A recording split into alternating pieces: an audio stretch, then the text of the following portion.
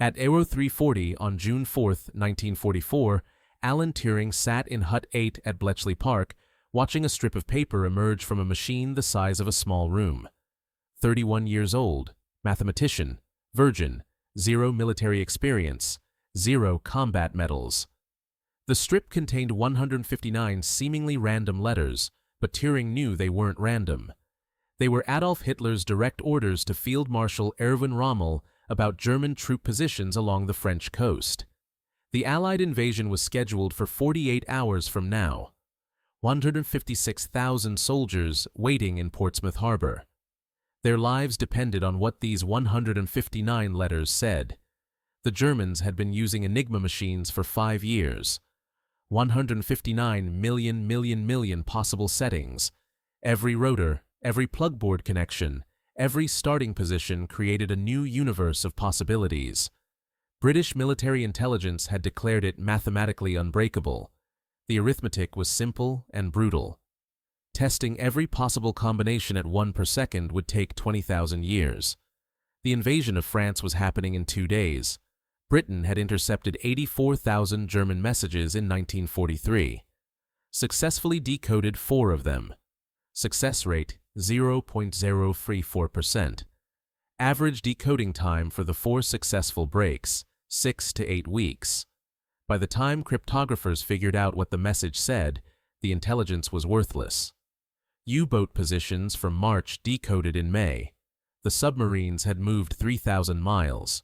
Troop movements from January decoded in March. The troops were already dead.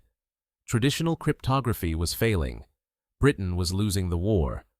Churchill had told his intelligence chiefs in January 1944 that without better code breaking, the invasion of France would fail. 50,000 Allied casualties in the first 24 hours. Maybe 100,000. The mathematics of defeat were clear. The bomb machine sat in the corner of Hut 8, 12 tons of rotating drums and electrical circuits, 97,000 possible rotor wirings tested per second. Faster than any human could calculate, but still impossibly slow against 159 million combinations. The machine needed something the Germans thought didn't exist. A human brain that could think like a machine and eliminate impossible solutions before testing began. Traditional cryptographers looked for patterns in letters, frequency analysis, common words, statistical distributions. Turing looked for patterns in human behavior. He looked for mistakes. If you like stories like this, true moments where human instinct quietly changed the course of history, consider subscribing. We're pulling forgotten records from military archives every week. Stories about people who trusted mathematics when everyone else trusted tradition. Real people, real genius, real consequences. Hit that subscribe button and turn on notifications, because what happens next with Turing and this strip of paper is absolutely insane. Back to June 4th, 1944. The Enigma machine worked on a principle the Germans believed made it unbreakable. Type a letter, 3 rotors spin 2 different positions, electrical current flows through the rotors, and a plug board. A different letter lights up. The person receiving the message sets their Enigma to the same starting position, types the encrypted letters, gets back the original message. Simple, elegant, unbreakable. Except for one design feature the German engineers thought was a strength. The Enigma machine never encrypted a letter as itself. Type A, you get any letter except A. Type M, you get any letter except M. The Germans thought this made the code stronger. No patterns, no repetitions, no frequency analysis. Turing saw it differently. If A never equals A, then every time you guess A in the original message, you can eliminate one possibility in the encrypted text. Multiply that across 159 letters, and suddenly you're eliminating billions of impossible combinations before the bomb even starts calculating. But elimination only worked if you knew one word in the original message. Cryptographers called it a crib, a guess about what the message might say. Guess wrong, and you eliminate the right answer. Guess right, and the mathematics collapse in your favor. British cryptographers had been guessing for 5 years. Weather reports, military ranks, common phrases, success rate 0.004%. Turing stopped guessing randomly. He started studying German radio operators. He realized something everyone else had missed. The operators were human. Humans are lazy. Humans make patterns. Humans think they're being random when they're actually being predictable. December 1939. Turing's first break. German weather stations transmitted forecasts every morning at 0600. Every forecast for 5 years had started the same way. Wetterbericht, weather report, 9 letters. The operators were so lazy they didn't even vary the opening word. Turing had his crib. He fed Wetterbericht into the bomb, told the machine to test every rotor combination where W doesn't equal the first encrypted letter, E doesn't equal the second, T doesn't equal the third. The bomb eliminated 208 billion impossible combinations in 90 seconds. Then it started testing the remaining possibilities at 97,000 per second. At 14:20 on January 23, 1940, the machine stopped. Click. The drums froze. Turing tested the rotor settings manually. Wetterbericht Nord Oslo. Sex UHR. Weather report North Oslo 6 o'clock. Then the rest of the message appeared. Complete U-boat positions for the entire North Atlantic, every submarine, every destination, every fuel level, every captain's name. February 1940. British destroyers sank 23 German U-boats. The average for the previous 12 months had been 3 per month. Allied shipping losses dropped 67%. 1,400 sailors who would have drowned in freezing Atlantic water lived instead. The Germans never suspected Enigma was broken. They thought the British just got lucky. Found the submarines by accident. Spotted them on the surface. Random chance. March 1st, 1940. The Germans added a 4th rotor to the Enigma machine. Possible combinations increased from 159 million to 1.5 billion. Back to 0. The bomb couldn't process combinations fast enough. Success rate dropped back to 0.04%. The U-boat started sinking ships again. 50 per month in April. 73 in May. Churchill told his war cabinet that Britain had 6 months of food remaining. After that, starvation. After that, surrender. May 1940. John Harrival, 21 years old, Cambridge mathematics student, working the night shift in Hut 6, noticed something. Enigma operators set the starting rotor positions by hand every night at midnight when the daily settings changed. Operators on night shifts were tired. Tired people are lazy. Instead of spinning the rotors to truly random positions, they just moved them a few clicks from wherever yesterday's settings ended. Harrival calculated that if operators only moved rotors 3 to 5 positions from the previous day's final setting, the possible combinations dropped from 1.5 billion to 450,000. The bomb could test 450,000 combinations in 47 minutes. Turing tested the theory on June 3, 1940. The bomb found the daily settings in 51 minutes. June 1940, 39 messages decoded. July 1940, 114 messages decoded. August 1940, 178 messages decoded. The Germans still suspected nothing. May 24, 1941. German battleship Bismarck sank HMS Hood in the Denmark Strait. 1,415 British sailors dead in 8 minutes. The Hood was the pride of the Royal Navy, the largest warship in the fleet, unsinkable according to the Admiralty. The Bismarck put 3 shells into her ammunition magazine.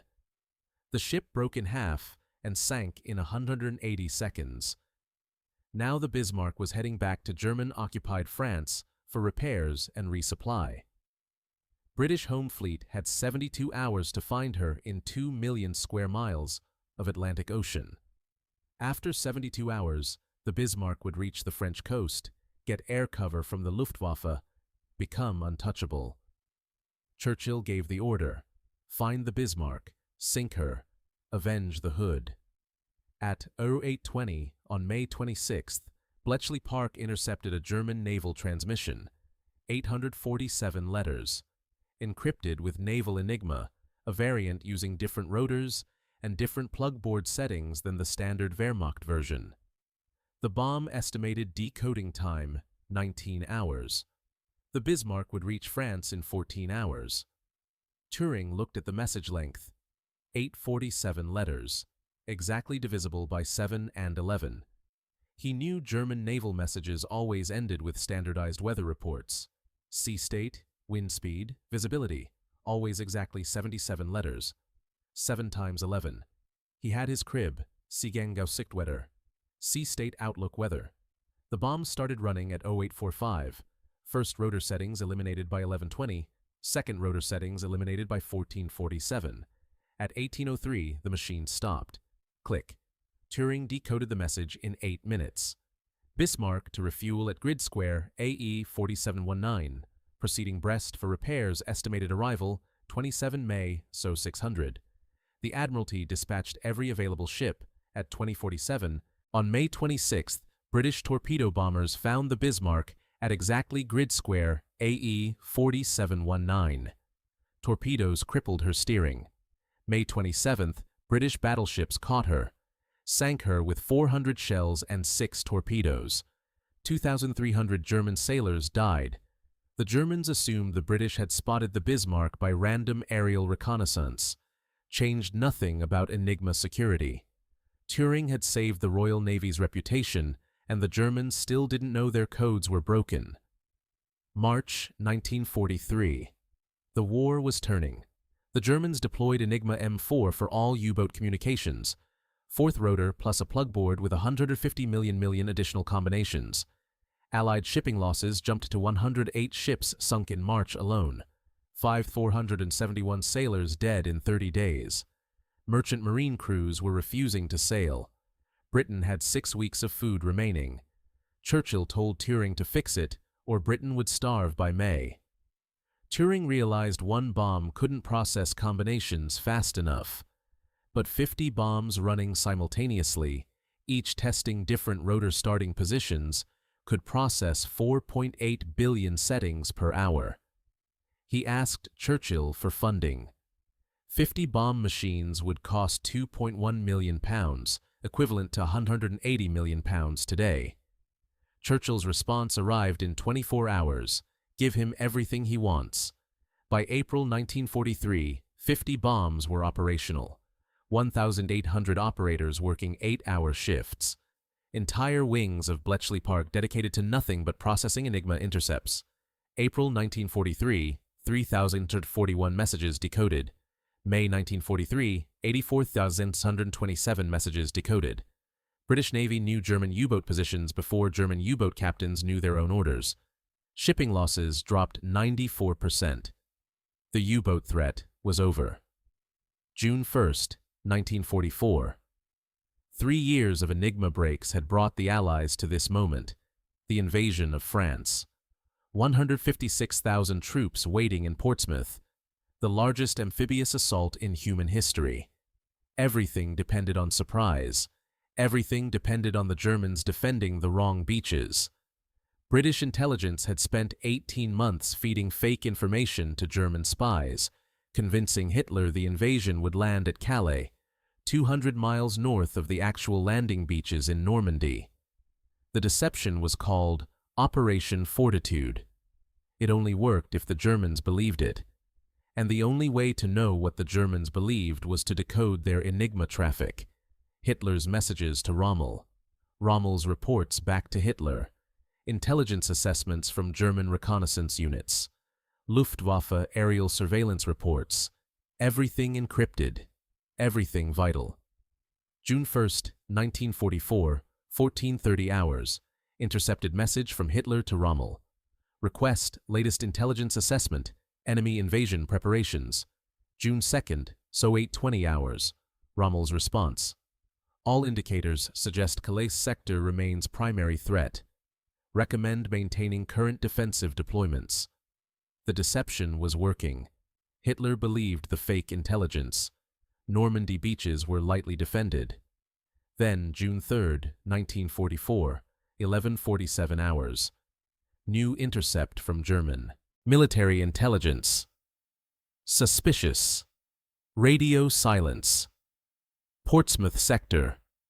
Recommend immediate aerial reconnaissance southern English coast. If German reconnaissance planes photographed Portsmouth Harbor, they would see 4,126 landing craft. The Normandy invasion exposed. Germans would rush reinforcements south. The invasion would fail. Turing calculated the timeline. German message transmitted 11:47.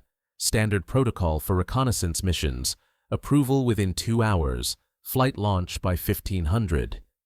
Flight time from German airfields in occupied France to Portsmouth, 47 minutes. British had to decode the message, alert RAF fighter command, scramble interceptor squadrons, and shoot down the reconnaissance planes before they reached the English coast. Time available, 3 hours, 13 minutes. The intercept was 847 letters, same length as the Bismarck message 3 years earlier. Turing used the same crib. German military messages ended with weather reports. Wetterlage weather situation outlook visibility. The bomb started at 11:53. First attempt failed at 13:19, wrong starting rotor position. Second attempt failed at 13:37. Third attempt, click, 14:02, settings found, message decoded by 14:09. Reconnaissance flight, 4:47, launch time, 1500, target, Portsmouth Harbor, photograph landing. Craft concentrations, RAF fighter command alerted at 14:11. German reconnaissance flight launched at 14:47. 6 Spitfires intercepted the German planes at 15:23 over the English Channel. All 4 reconnaissance aircraft shot down. No photographs taken. No intelligence gathered. Hitler never knew about Portsmouth. The deception held. June 4, 1944, 03:40 hours. Back to our opening scene. Turing decoding the 159-letter message from Hitler to Rommel. The message that would determine whether 156,000 Allied soldiers lived or died. The bomb had found the settings at 0327, 13 minutes to decode. Maintain strongest defensive concentrations. Calais, sector, enemy feint. Expected elsewhere to draw forces from primary landing zone. Do not redistribute panzer reserves regardless of reports from Normandy. Translation. Hitler believed the Calais deception completely. When the Allies landed at Normandy on June 6, Hitler kept his best tank divisions at Calais for 48 hours waiting for the real invasion that never came. D-Day casualties, 10,000 Allied soldiers. Horrific, brutal, tragic. But military planners had estimated 40,000 casualties if the Germans had full defensive strength at Normandy. Turing's decryption work saved 30,000 lives on June 6 alone. Eisenhower estimated the war in Europe was shortened by 2 years because of Bletchley Park's intelligence. 2 years equals approximately 14 million lives saved.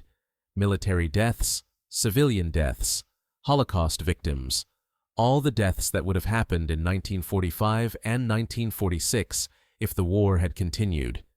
May 8, 1945. Germany surrendered. Churchill gave a speech crediting our cryptographers at Bletchley Park. Never mentioned names. Never mentioned Turing. Never mentioned Enigma. Official Secrets Act classified everything for 50 years. Turing went back to academic life.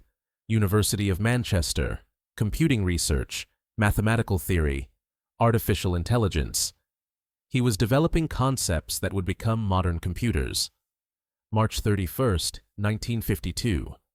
Turing reported a burglary at his home in Wilmslow. Police investigated, discovered he was homosexual.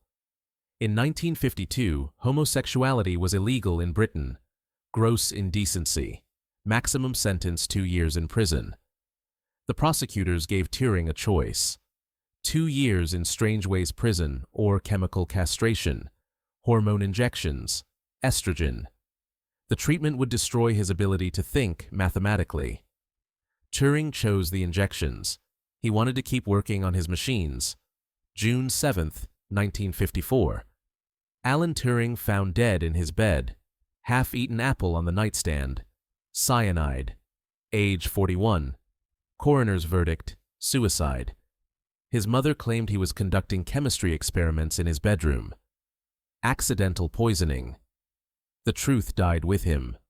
The man who saved 14 million lives was chemically castrated by the government he saved, then died alone in a small house in Wilmslow with a poisoned apple beside his bed. No military funeral, no state recognition, no public acknowledgement. Buried in Woking Cemetery. Headstone reads Alan Matheson Turing, 1912 to 1954. Doesn't mention the war, doesn't mention Enigma, doesn't mention Bletchley Park, doesn't mention the 14 million lives. December 24, 2013. 59 years after his death, Queen Elizabeth II granted Alan Turing a royal pardon. The official statement called him a national hero whose work saved countless lives. But the pardon came 59 years too late. Turing died believing he was a criminal, died thinking his country hated him, died alone with nobody knowing what he had actually accomplished because the Official Secrets Act kept Bletchley Park classified until 1974. Most operational details weren't declassified until 1996. By then, everyone who worked with Turing was dead or elderly. The recognition came 2 generations too late. The final statistics tell the story, the official histories won't. Alan Turing and Bletchley Park decoded approximately 3.5 million Enigma messages between 1940 and 1945. British and American military commanders credited those decryptions with shortening the war by at least 2 years. Eisenhower's estimate, 14 million lives saved.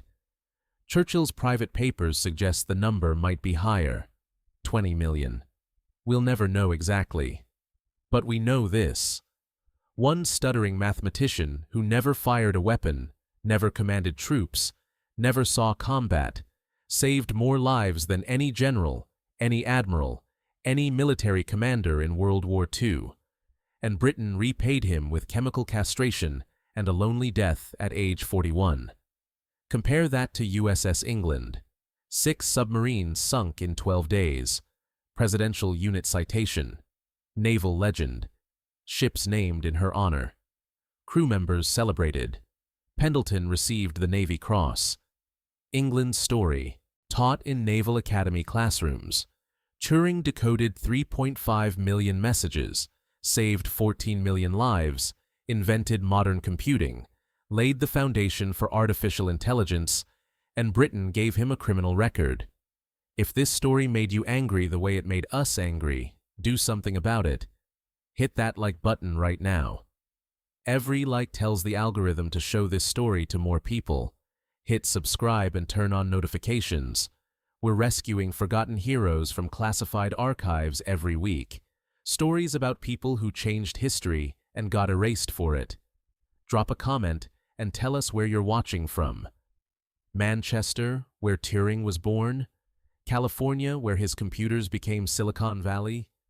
Berlin, the city his mathematics helped defeat? Let us know you're here.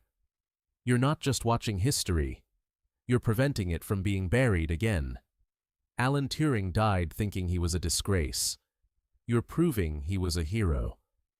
Thank you for making sure his story doesn't disappear into silence the way the British government wanted it to.